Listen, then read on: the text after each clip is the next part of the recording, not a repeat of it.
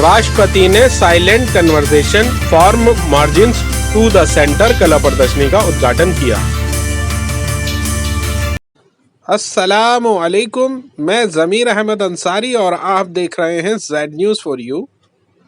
अर्ज यह है कि आपने अपने channel Z news for you को अभी तक सब्सक्राइब नहीं किया है तो सब्सक्राइब करें और साथ में दिए हुए बेल आइकन को भी दबाएं, जिससे हमारी आने वाली सभी वीडियोस के नोटिफिकेशन सबसे पहले आपको मिल सके।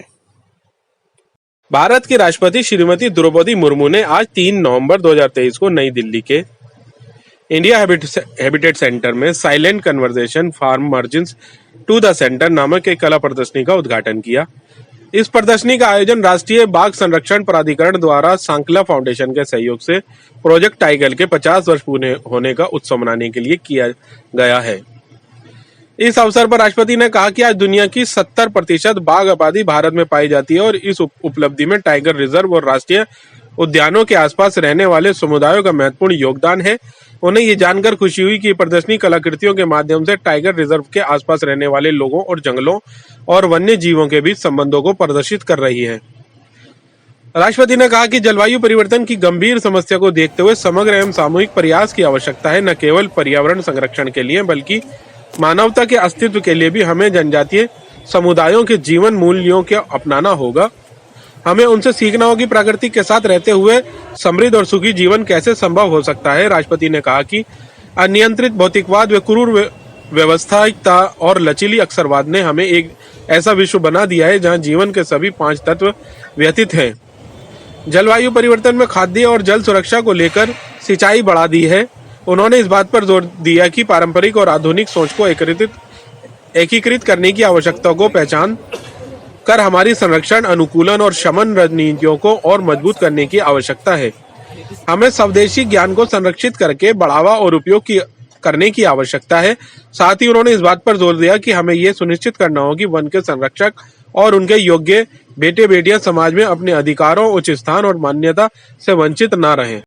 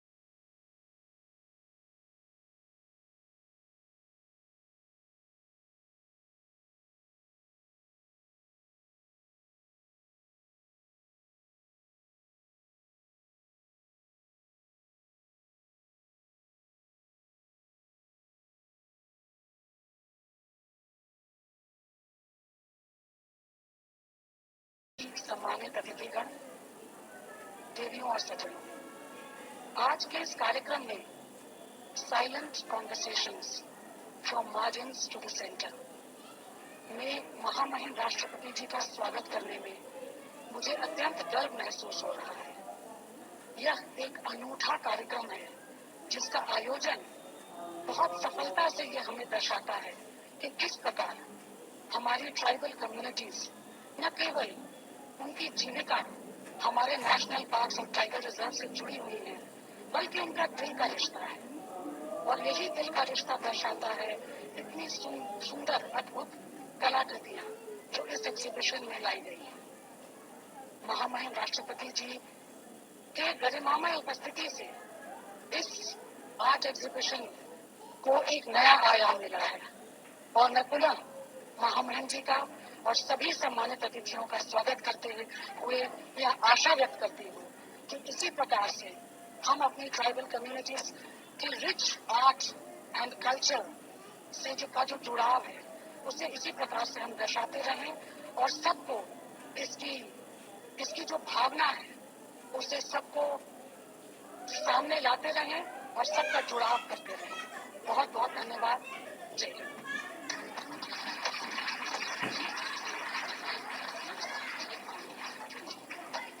धन्यवाद सचिव महोदय।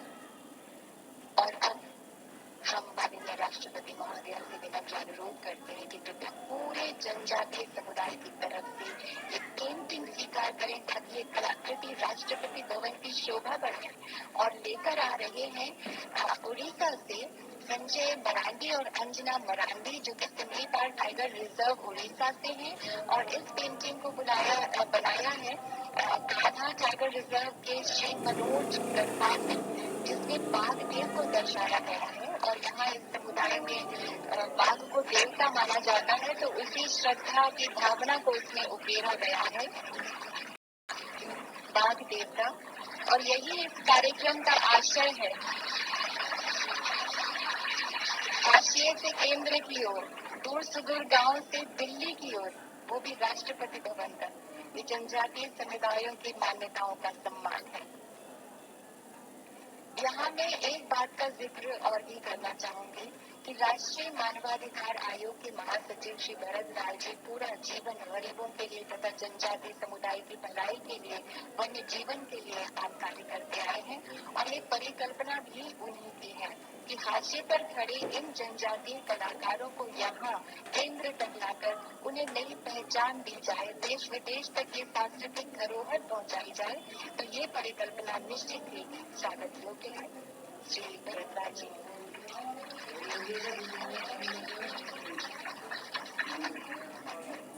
प्रोजेक्ट टाइगर पर्व हो गया गर्व का हर प्रहरियों सेनानियों के लिए, उत्साह का उत्सव हो गया जनजातीय समुदायों के लिए। मानव भावनाओं, संवेदनाओं, परंपराओं और विश्वास के ताने बाने ने मिलकर 50 साल की इस यात्रा पर बाघों के अस्तित्व की, बाघों और समुदायों के सह अस्तित्व की एक सुंदर तस्वीर प्रस्तुत की। आगे देखते हैं एक छोटी सी दोनों के प्रति पूरी प्रतिबद्धता से अपनी सेवाएं करते रहिए। हमारा अनुरोध है माननीय श्री मुखर्जी यादव जी आपसे विजय आप सबको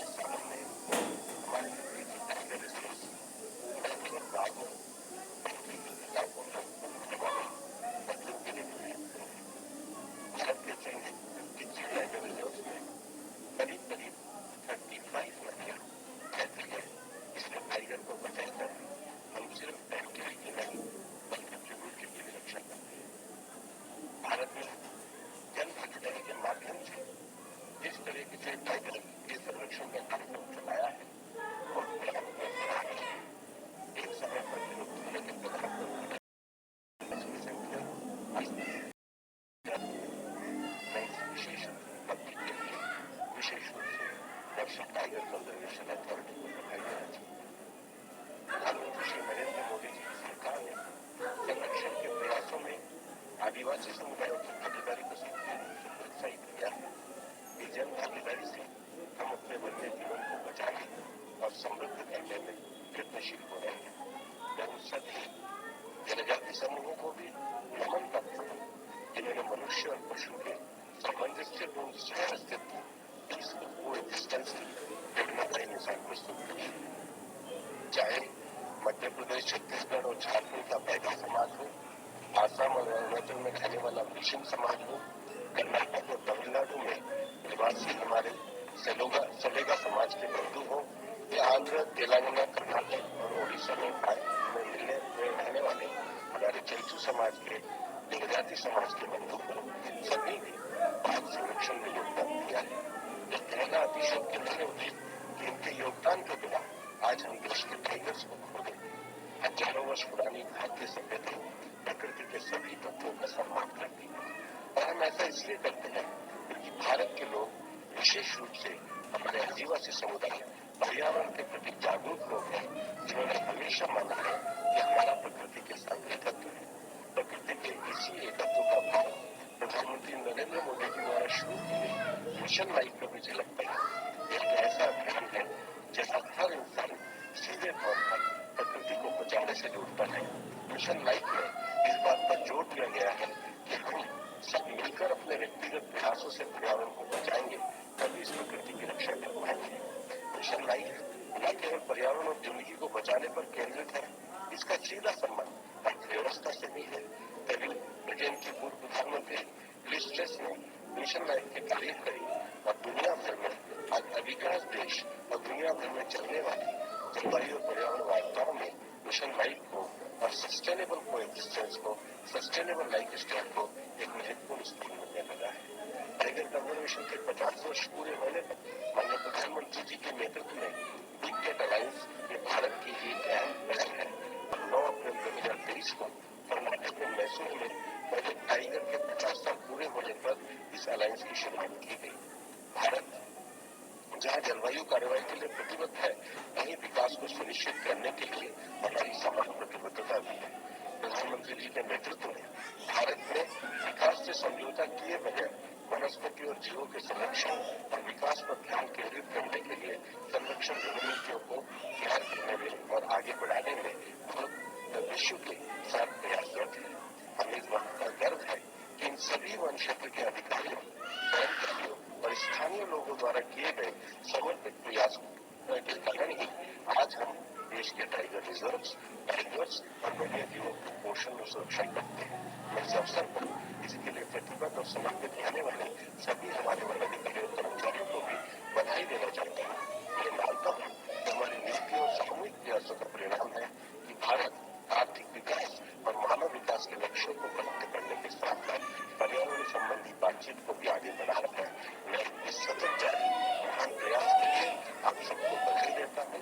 ये प्रदर्शनी जनजाति समुदाय द्वारा जंगलों के साथ साझा किए जाने वाले अनूठे संबंध, उनके सामंजस्यपूर्ण सहअस्तित्व और सामने आने वाली चुनौतियों का सार प्रस्तुत कर रही है। ये प्रदर्शनी उन कलाकारों की सशक्त अभिव्यक्ति है जिन्होंने प्रकृति के जीवन को नजदीक से देखा है। मुझे विश्वास है यह सिर्फ शुरुआत है, ताकि हर परिवार, हर युवा, हमारी भावी पीढ़ी बाघ संरक्षण और आदिवासी कलाकारों के प्रकृति के संबंधों के महत्व को समझे और इस परंपरा को आगे बढ़ाए। धन्यवाद।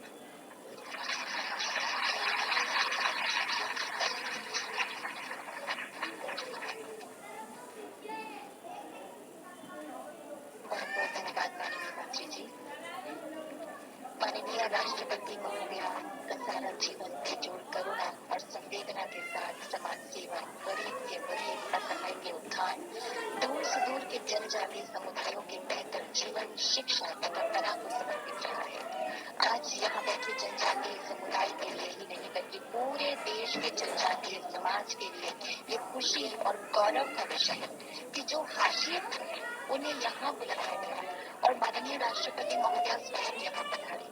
इतना ही नहीं, आज इन्हें इन सभी जनजातीय समुदायों के आर्टिस्ट को राष्ट्रपति भवन भी आमंत्रित किया गया और सम्मान दिया गया, और ये पूरे देश के जनजातीय समुदाय के लिए एक बहुत ही सम्मान की बात है। जोरदार तालियों से माननीय राष्ट्रपति महोदया का आभार प्रकट करें। हम करबद्ध प्रार्थना करते हैं माननीय राष्ट्रपति महोदय आपसे कि कृपया हम सबका मार्गदर्शन करें, हम सबको संबोधित करें। जोरदार तालियां एक बार और माननीय राष्ट्रपति महोदय के लिए।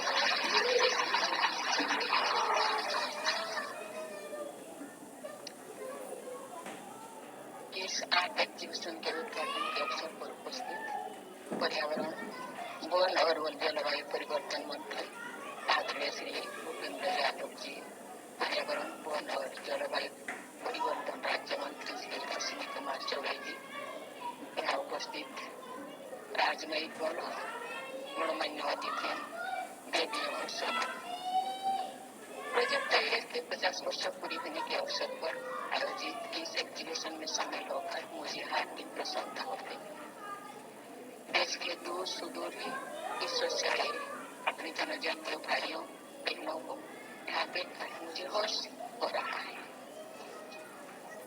ये प्रसन्नता की बात है कि इस आयोजन द्वारा टाइगर रिजर्व के आसपास रहने वाले लोगों तथा वनों और वन्य जीवों के बीच के संबंधों को कलाकृतियों के माध्यम से दर्शाया जा रहा है। इस पहल के लिए मैं नेशनल टाइगर कंजर्वेशन अथॉरिटी और संकल्प फाउंडेशन की सराहना करती हूँ। प्रोजेक्ट टाइगर से जुड़ी सभी पूर्व और वर्तमान भागीदारों को मैं बधाई देती हूँ।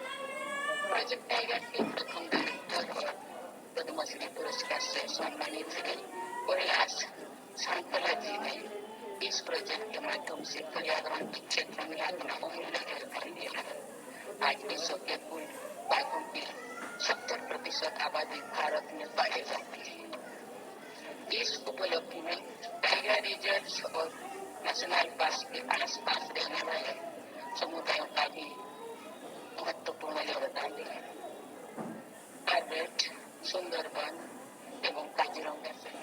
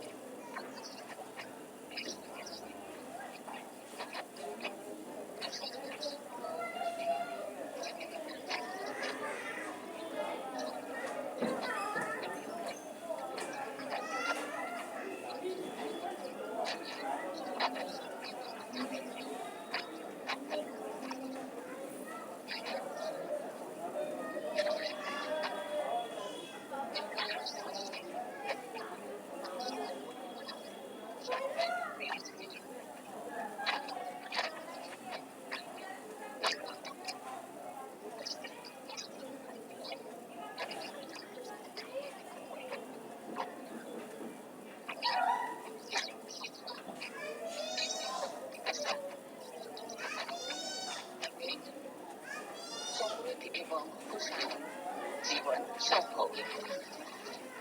अरुणाचल प्रदेश की आदि जनजाति बाघ को अपने परिवार का सदस्य मानते हैं।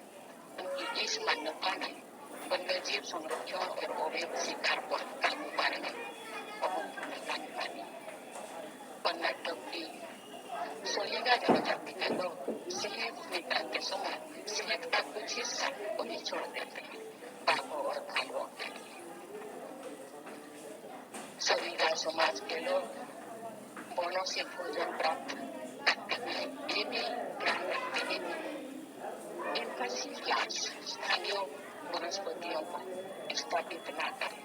सैक्रेड ग्रोव्स और प्रकृति पूजा की जनजातियों मान्यता ने पौधों और वनस्पतियों की प्रजातियों को उनके मूल स्वरूप में संरक्षित करने में बहुत बड़ा योगदान दिया है। देवियों और सजन, पूरे देश में जनजातीय समुदाय और जनजातीय क्षेत्र के समग्र और समुचित विकास के लिए प्रधानमंत्री वनबंधु कल्याण योजना कार्यान्वित है, जिसमें शिक्षा के साथ साथ आजीविका और क्षमता निर्माण पर भी ध्यान दिया गया है। पिछले 10 वर्षों में जनजातियों का मंत्रालय का बजट लगभग 3 गुना तो बढ़ा दिया गया है। जनजातीय समाज और उनके विकास के प्रति सरकार की प्रतिबद्धता को दर्शाता है।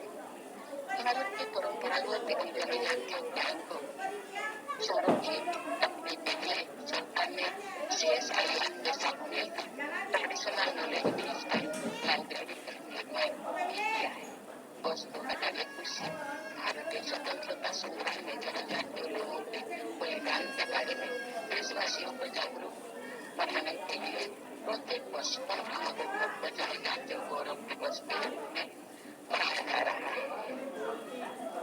Ladies and gentlemen, unchecked materialism, brute commercialism, and greedy opportunism have left us with an art where all 5 elements of life or Panchamahabhuta are distressed and disturbed. Climate change has raised concern about food and water security. We are battling a grave crisis where the time is not on our side. In this race against time, what can we address? The strategic action plan, guided by knowledge and wisdom, and what better place to go for it than to its practitioners. Forest dwellers are the best practitioners of environmental prudence and climate wisdom. India has emerged as a leading nation in the area of integrated climate action under the leadership of Prime Minister Narendra Modi. He has also given special thrust to wildlife preservation. We need to further strengthen our conservation, adaptation, and mitigation strategies by recognizing that traditional and modern thinking need to be integrated. One without another is incomplete and inadequate. Preserve, promote, and utilize indigenous knowledge. At the same time, we have to make sure that forest costs right and recognition in society.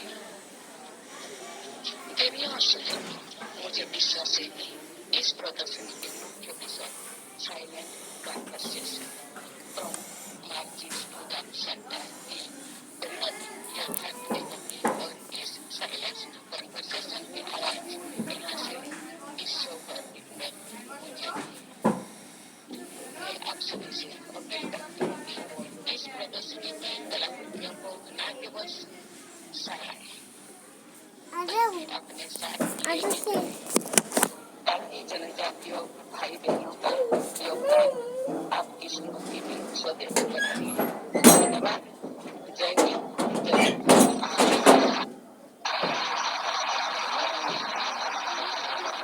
कोटि से धन्यवाद माननीय प्रेरणा से भरे हुए आपके संबोधन के लिए। आप सभी से निवेदन है कृपया राष्ट्रगान को सम्मान देने के लिए अपने स्थान पर बैठ जाएं।